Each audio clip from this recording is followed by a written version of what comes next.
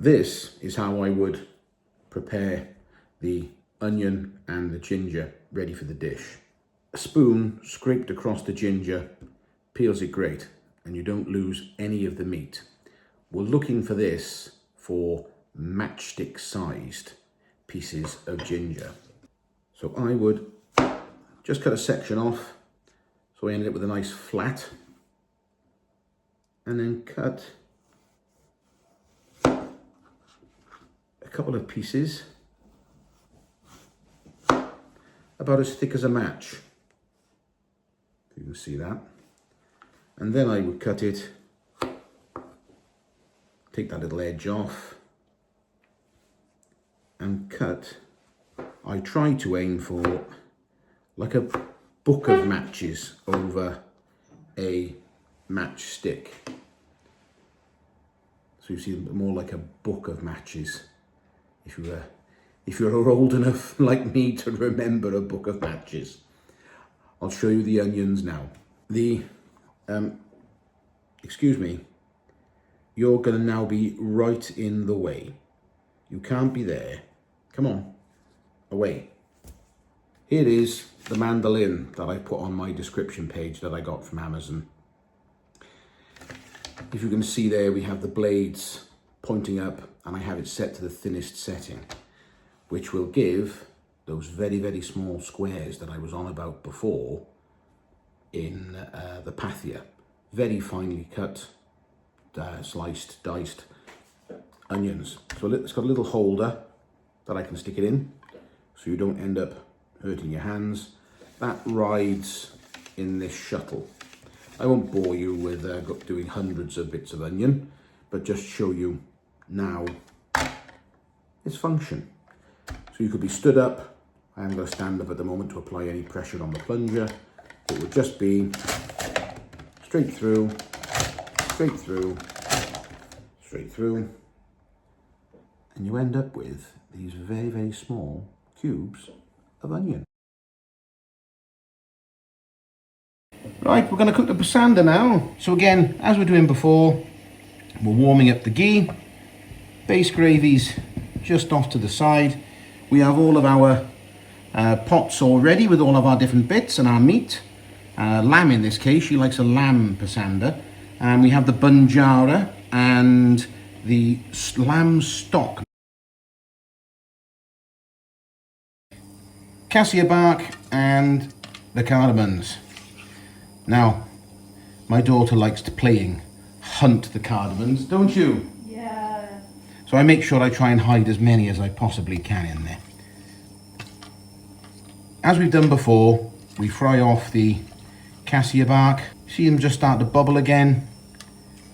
You know you're frying it, you get the aroma coming off of the cardamom and the cassia bark, and you know you're pretty close.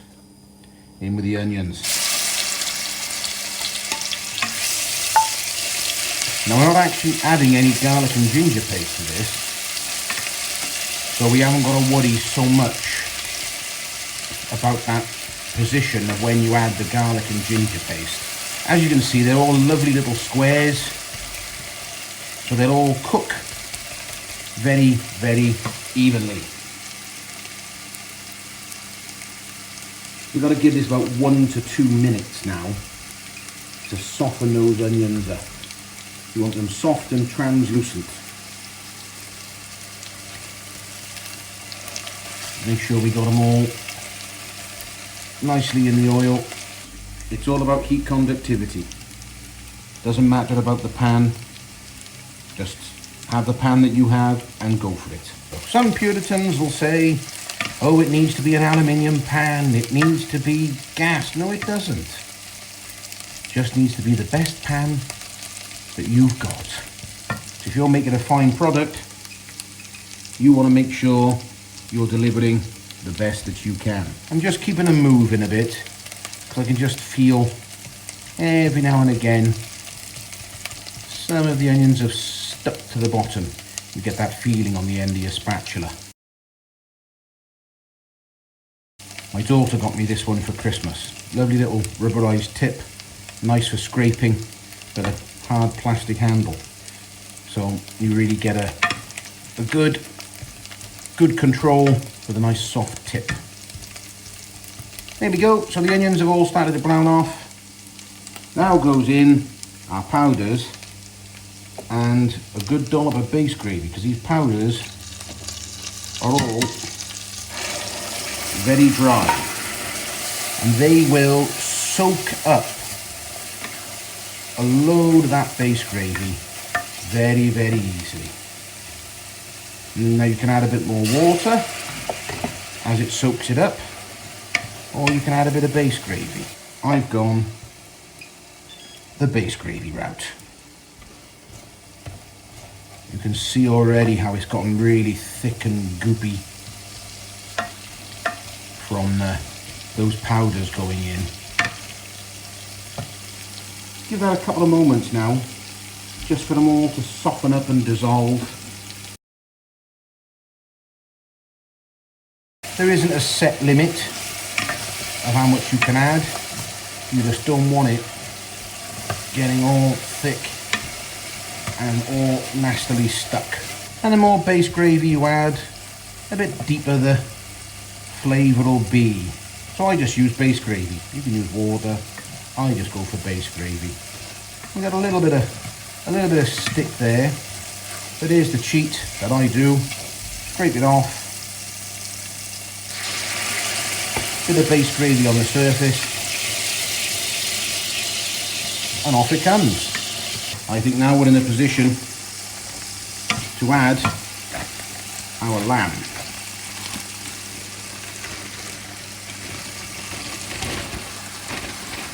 With a bit of liquid, bunjarra and stock. Now the stock cube, the frozen stock cubes, they come from making the pre-cooked lamb. Nice hint of spices with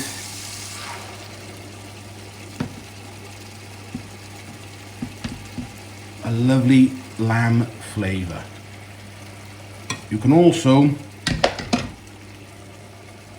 when you're cooking it, siphon the oil off and you can have lamb spiced oil. But I don't add that too readily. If I'm doing it, then I will add one lamb oil to 2 ghee, which gives a nice flavour without being too heavy. We can keep a look at it. Got a nice bubbly there. Got good heat conductivity across the pan.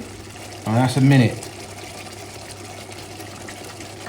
Now, I'm not feeling that resistance on the end of the spatula.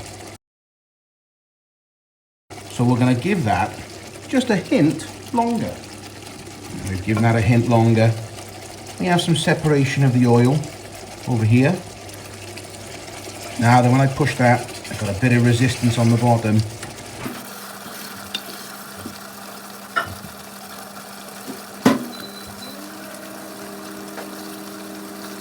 This is a very rich dish. My daughter, she can only handle about half of a portion of pasanda, especially when the cream goes in. Quite a heavy dish, very filling, so she can only handle half a portion. I'm sure some of the mice will be ready to help her at a moment's notice. So I don't know if you saw that there, how that thickening there. That's me taking some of the scrape off the bottom.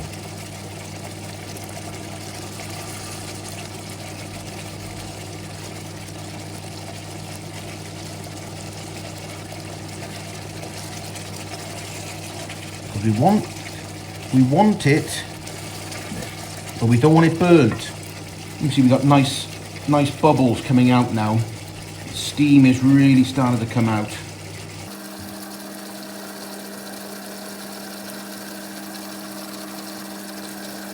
...40 seconds left. So we'll give this good scrape now.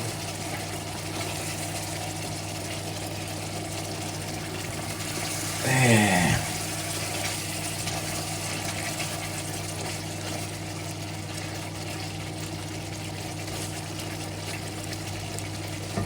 Now I might have added a bit too much base gravy in the latter part after I put in the lamb. So we can just push it a bit longer before we add that cream if we want to thicken it up a bit. And on again, I've gone about pans. They say, oh, you should only have a certain size pan and you should only have this. No, you can't. You can have whatever pan you've got. Right. Turn it down so the cream don't separate. That's a nice, thick, rich pasanda.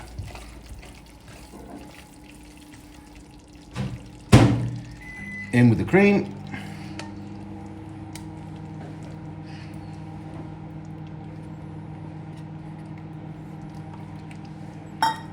Give this a good mix over now. Turn the temperature up because we want it hot.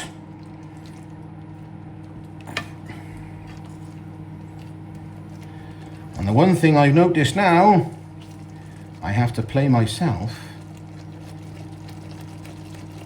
find the cassia bark and find the cardamom, which I found one. I'll leave one for my daughter to find. Oh, I found it for her. So I can take that out. It looks a lot like a korma, but there's no yogurt in it. And there's a nice bit of almond. And she is now ready. I'm sorry guys, there's no tasting video of the pasanda. I left the kitchen for 2 minutes. My daughter took half of it, and as you can see, they had the rest. The fat boy's in a food coma.